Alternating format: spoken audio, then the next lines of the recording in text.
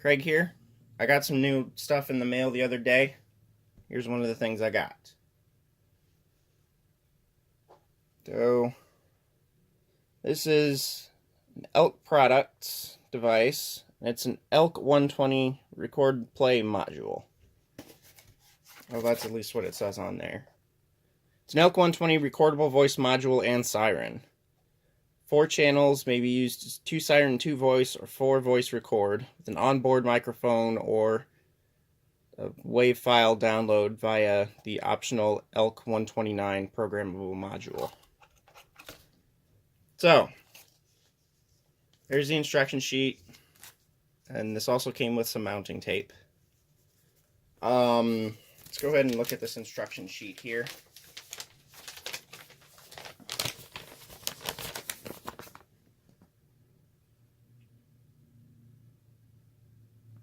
So, features of this: 4 channels, 8 minutes of recording time divided between the channels, 3 different siren sounds. So you got yelp, a temporal horn, and an industrial horn.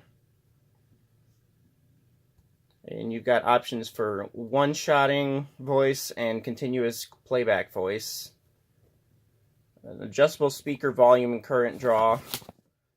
24-watt audio amplifier output, and then a line level output for paging systems and external amplifiers. PC sound card interface connector, and that's pretty much it. And there's the specs. So of course it operates, nominal would be 12 volts DC, of course, but can operate anywhere between 9 to 14 or 11 to 14. And maximum sound level is 122 decibels at 1 meter.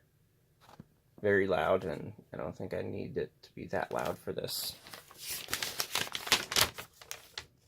So, installation, well, over here on the other page is like operation and how to use the thing, but I'll just show you installation.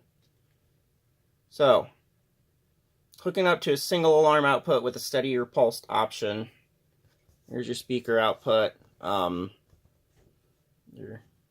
positive power, and then your negative, and then the switched output. You may notice that there's this little connection in between S3 and V1. That would be if you want to use a tone and voice combination.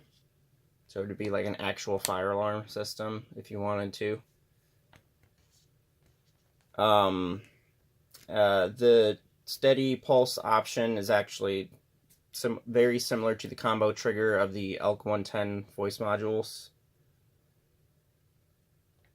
And here's a switch negative for like DSC panels.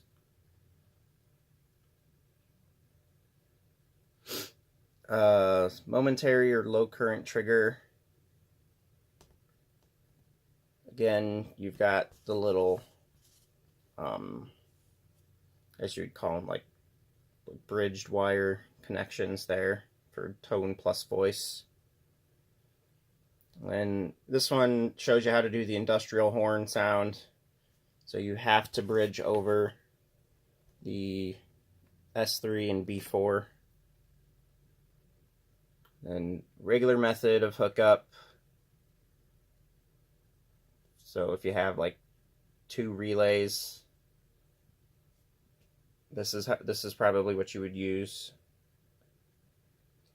And then over here is voice mode, which if you want like all custom tones, you would use this. And then you can see here that 12 volt power, the power source is